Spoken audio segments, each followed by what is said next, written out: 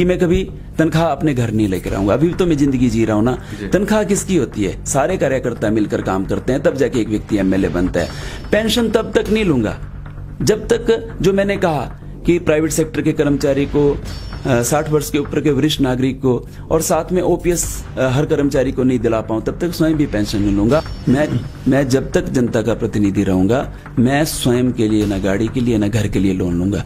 तो मैंने कुछ छोटे छोटे वायदे किए, बड़े बड़े संकल्प नहीं किया कि मैं स्कूटी दे दूंगा या मैं 1500 रुपए महिलाओं को दे लूंगा। अरे क्यों झूठ बोल रहे हो प्रदेश की जनता के साथ आप?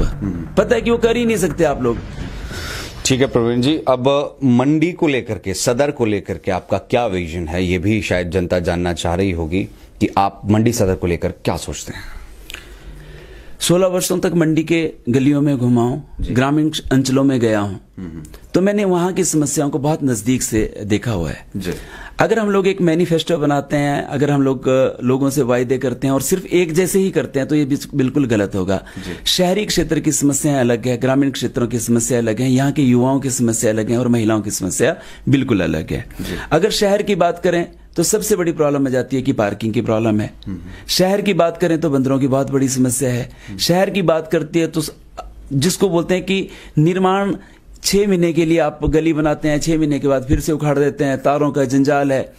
और एक और चीज है जो हम लोग हमेशा कहते हैं कि मंडी को मंडी प्रदेश की सांस्कृतिक राजधानी है, पर उसके लिए कोई कुछ नहीं कर रहा है। तो ये तो शहर के मुद्दे हैं। शिवरात्रि आती है तो देवताओं के लिए स्थान नहीं मिलता है, देवताओं के लिए कंस्ट्रक्शन की वजह से देवताओं को भटकना पड़ रहा है। वो हमारी शान भी है और हमारी पहचान भी है।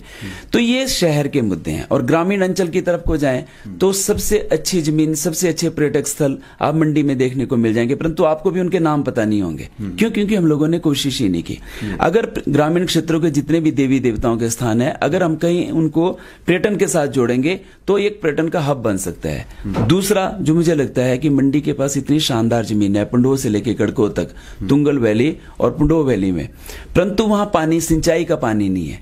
और 70-75 वर्षों में किसी ने कोशिश ही नहीं की कि इन नदी नालों का और इन दरिया का हम लोग उपयोग कर सकें और हर खेत हर गांव तक पानी पहुंचाएं। तो मेरी सबसे बड़ी जो कोशिश रहेगी, हर खेत हर गांव तक पानी पहुंचाऊं, ताकि सिंचाई बहुत अच्छे से हो जाए। तो ये जो लड़के बेरोजगार दिख रहे हैं ना, आपको बेरोजगार नहीं, ये रोजगार देने वाले हो जाएंगे। वैसे ही आप 34 पंचायतें हैं, इन 34 पंचायतों में जाएंगे तो कहीं पे भी आपको खेल ग्राउंड नहीं मिलेगा। तो मेरा सबसे बड़ी सोच है कि अब पहले 2 साल में तो सबसे पहले खेल ग्राउंड बनाऊंगा और साथ में अपने पैसों को जो यूज करूंगा वो ग्रामीण क्षेत्रों में हर पंचायत के अंदर एक लाइब्रेरी बनाने के लिए करूंगा। शहर के बच्चों के पास पढ़ने के लिए तो किताबें हैं, पर गांव के बच्चों के पास उस कंपटीशन को लड़ने के लिए सुविधाएं ही नहीं है। तो मेरा यह मानना है कि जब तक हम आने वाले भविष्य को नहीं सुधारेंगे तब तक हम क्या करेंगे? क्योंकि नशे से मुक्त, सारे लोग कहते हैं कि इस प्रदेश को नशा मुक्त करना है। अरे नशा मुक्त ऐसे होगा, नशा मुक्त होगा छोटी छोटी चीजों से। अपने बच्चों के लिए हम लोगों को सुविधाएं उपलब्ध करवानी पड़ेगी, अपने बच्चों को हम लोगों को खेलों की तरफ लगाना पड़ेगा, तब जाके जो है उनका मन इन सारी चीजों से हटेगा। तो मेरी ये सोच है कि शहर के बच्चों को गांव के बच्चों के, शहर के बच्चों के समकक्ष लेके आना और अपना 5 वर्ष सेवा के रूप में जो है वो व्यतीत करना। 3 चीजें मैंने खुद से भी संकल्प किया, शायद हिमाचल प्रदेश में किसी भी व्यक्ति ने स्वयं के साथ संकल्प नहीं किया है कि मैं कभी तनख्वाह अपने घर नहीं लेकर आऊंगा। अभी तो मैं जिंदगी जी रहा हूं ना। तनख्वाह किसकी होती है? सारे कार्यकर्ता मिलकर काम करते हैं, तब जाके एक व्यक्ति एमएलए बनता है और बाद में वो एमएलए कुंडली मार के बैठ जाता है उसके ऊपर कि ये तनख्वाह मेरी है।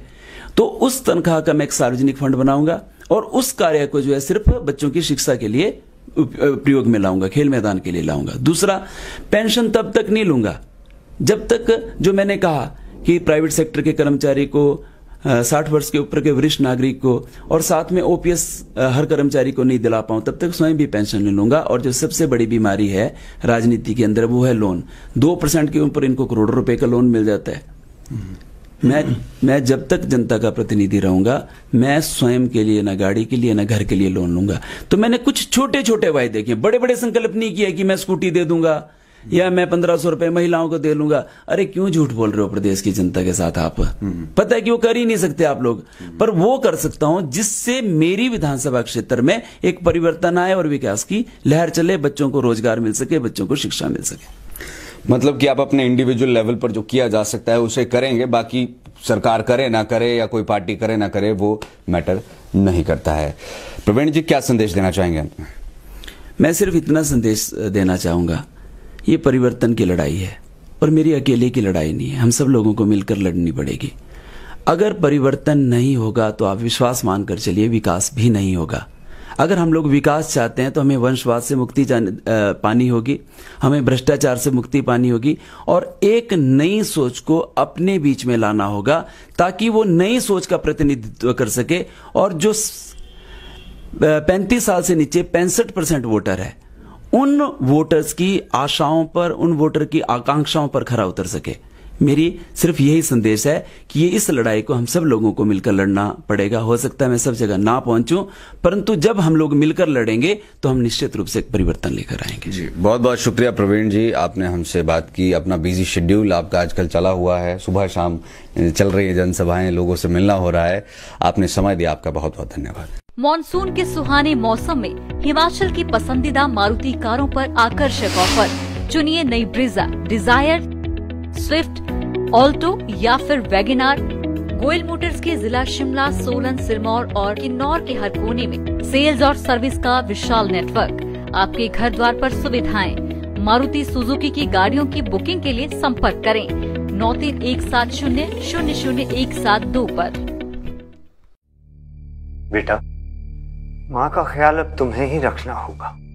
जी नाना जी, इसीलिए पढ़ाई छोड़कर अब कोई नौकरी करने की सोच रहा हूँ। क्यों?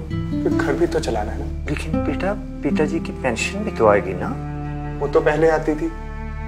इस सरकार की नई पेंशन स्कीम में तो अगर ड्यूटी के दौरान मृत्यु हो जाए तो पेंशन नहीं मिलती। इस सरकार ने तो ना हम जैसे लोगों का जीना हराम करने की सोच ली।